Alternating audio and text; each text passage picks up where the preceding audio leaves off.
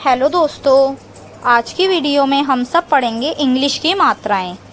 English की मात्राओं की हेल्प से हम सीखेंगे बिल्कुल ज़ीरो से इंग्लिश पढ़ना।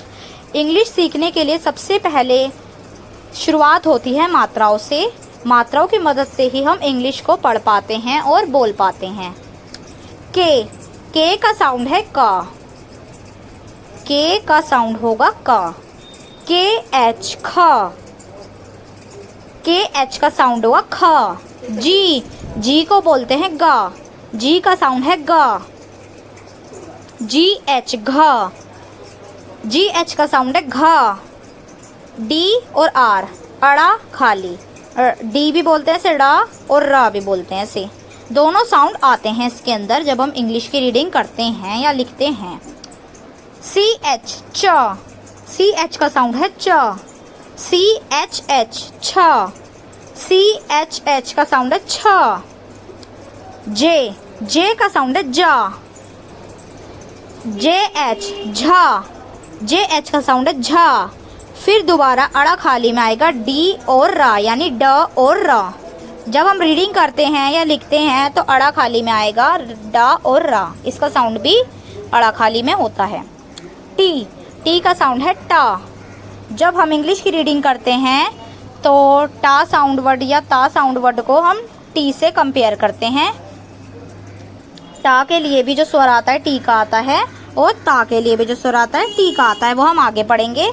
अभी आप समझिए टा में साउंड आएगा टी का। टी में साउंड आएगा टा का।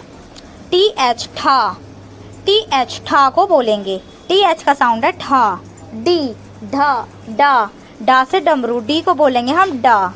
डी का साउंड होगा डा। डी एच ढा ढक्कन। ढा से ढक्कन। डी एच का साउंड है ढा। फिर दोबारा अड़ा खाली का साउंड है डी आर ड और र। ता को भी बोलेंगे टी। टी का तो साउंड होगा ता। अभी हमने पढ़ा कि टी को भी बोलेंगे हम टी को भी बोलेंगे टा। तो ऐसे ही टी का जो साउंड है टा और ता दोनों के लिए लगेगा। टा से टमाटर और ता से तरबूज दोनों के लिए लगेगा टी का साउंड। और था टी एच। अभी हमने पढ़ा ठा के लिए, ठा से ठटेरा के लिए भी टी एच का साउंड था। ऐसे था से थर्मस के लिए भी टी एच का साउंड होगा यानी था। कुछ जो अक्षर हैं उनके जो इंग्लिश साउंड है मैचिंग करते हैं। इंग्लिश में इनके जो कुछ साउंड है मैचिंग करते हैं। जैसे कि टा और ता के लिए टी हो गया एंड था और ठा के लिए टी एच। ऐसे ही दा के लिए भी डी पढ़ेंगे हम डी का साउंड। ऐसे ही डा से डमरू के लिए भी डी का साउंड आया था। ऐसे ही दा से दावत के लिए भी डी का साउंड आएगा। और धा से धनुष। धा के लिए भी डी एच यानी ढा का साउंड आएगा डी एच। इंग्लिश में डी एच के लिए साउंड धा का भी लग सकता है और ढा से ढक्कन के लिए भी लग सकता है। एन का साउंड लगेगा ना के लिए। पी का साउंड लगेगा पा के लिए। एफ का साउंड लगेगा फा के लिए और पी एच का साउंड भी लगेगा फा के लिए। बा का साउंड लगेगा बी के लिए।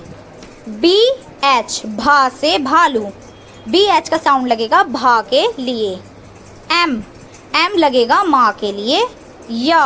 या के लिए लगेगा वाई। आप पढ़ते हो इंग्लिश अल्फ़ाबेट्स में वाई फॉर याक यानी या का साउंड लगता है। वाई का साउंड किसके लिए लगेगा? या के लिए।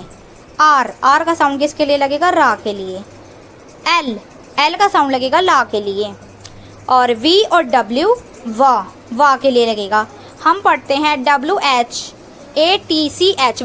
वॉच के लिए डब्ल्यू आता है, वा का साउंड लगता है। और V for van VEN van में वी का साउंड भी वा का ही लगता है, तो वा में लगेगा वी और डब्ल्यू। ही SH शाह से शलगम के लिए भी SH का शाह साउंड लगेगा। SH को बोलेंगे शाह। और ऐसे ही शाह से षटकोण के लिए भी सेम वर्ड लगेंगे S और H दोनों वर्ड। सा के लिए भी लगेंगे सा। S के लिए भी लगेगा सा। S साउंड लगेगा सा के लिए। S होगा सा के लिए और H होगा हा के लिए।